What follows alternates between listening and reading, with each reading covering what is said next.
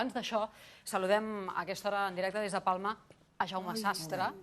Avui fa 36 dies. Jaume Sastre, bona nit. Bon vespre.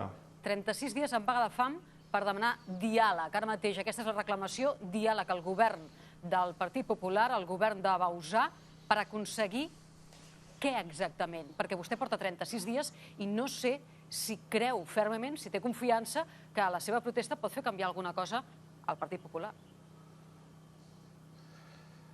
Bé, el motiu de la vaga, com heu dit, és demanar al president del govern que reiniciï el procés de negociació, ja que hi ha un conflicte obert i un conflicte així se resol entorn d'una taula de negociació en els comitès de vaga i en aquest cas els interlocutors que el president designi.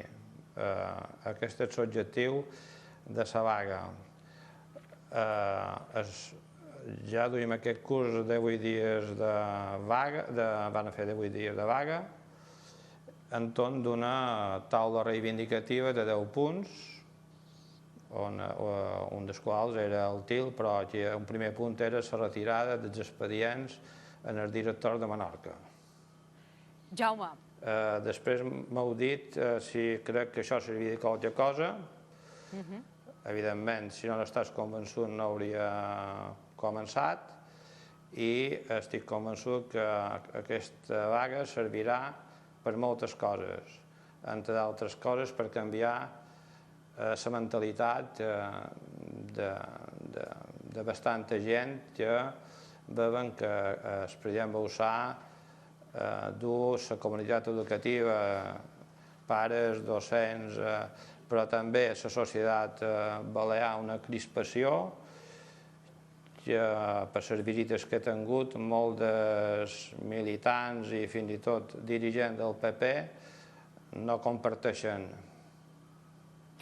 Jaume, posi'm un exemple d'aquesta crispació. De fet, aquest curs ja començava a les Illes amb una vaga dels docents, de l'Assemblea de Docents, i que va deixar les aules buides durant forces setmanes. Ara mateix la crispació reflexa amb què? A 4 dies per acabar el curs. Bé, la crispació se reflexa en què estan obstinats una vegada més en tornar a insistir a imposar la seva política quan ells, el president Bauzá, en el programa electoral parlava de consens i de llibertat d'elecció, també parlava de trilingüisme, però en base en el consens i a la llibertat d'elecció. I quan ell va, el primer any, consultar els pares, va sortir que prop d'un 90% optava pel català i aleshores se va treure de la màniga el TIL, que és una improvisació, un nyarro, i que ara s'està traduint a final del curs. Aquí pot haver un fracàs escolar massiu, sobretot a primer d'ESO, on alumnes que han estat obligats a fer assignatures en anglès com ciències naturals o fins i tot música, si s'ha aplicat estil així com ells volen, el resultat serà una escabatxina massiva d'alumnes que no tenen cap culpa de res. Quan aquest panorama es planteja al govern de les Illes, al govern popular, quina resposta donen? Perquè si acaba havent-hi aquesta escabatxina que vostè m'acaba de dir, Jaume, al setembre què passarà? Què passarà a les escoles de les Illes? No estic ara mentalment per fer a veure què passarà al setembre, no? Jaume, està cansat per 36 dies? Biel Mayoral. En moments,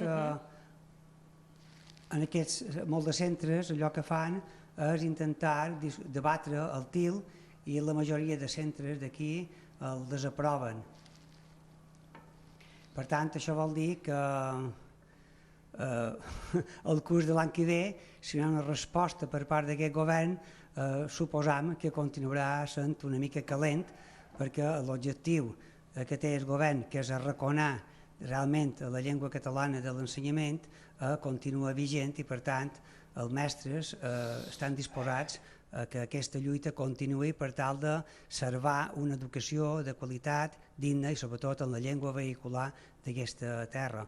Penseu que l'excusa de l'anglès s'ha vist i comprovat que no és més que una excusa per tal de arraconar la llengua vehicular d'aquest país. El que acaben d'escoltar els espectadors és Biel Mayoral, de Vaga de Fam.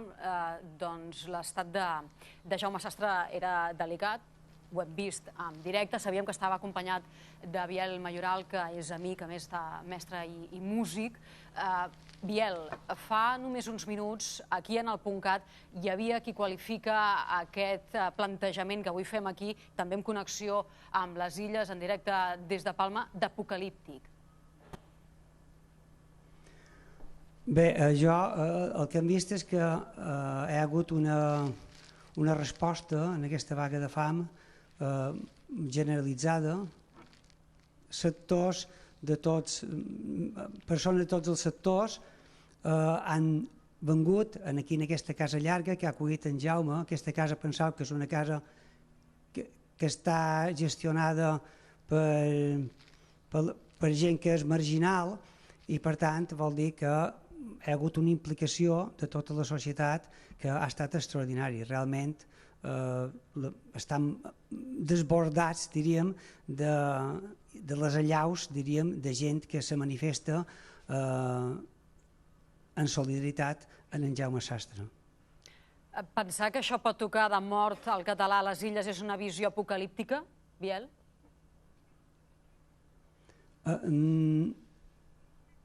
Una situació apocalíptica, no. Aquí a Mallorca hi ha una societat que parla normalment en català, que estima la llengua. Jo crec que és un grup, això és un grup de gent que vol imposar una determinada ideologia i una determinada actitud contra la llengua de Ramon Llull, però això crec que té els dies comptats, la veritat. Biel Mayoral, gràcies per atendre'ns també al Jaume Sastre, que està al costat i que no sé si la consellera li vol dir alguna cosa. Obris plano, molt bé, moltes gràcies per l'interès que teniu per una qüestió que ens és comuna.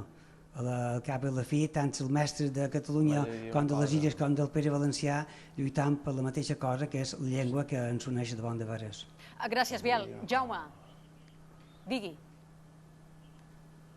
Jaume, vol dir qualque cosa? Pot dir una cosa? Sí, cert. M'agradaria animar tothom a anar a la manifestació de dissabte. Doncs... A les 18 hores. Queda dit. I esperi un moment, consellera. Què li diu? No, evidentment que és frapant veure com estan posant en risc la seva salut per poder continuar dient, tant ells com el País Valencià com a Catalunya, cada dia entrar a l'aula i dir bon dia, nois, bon dia, noies.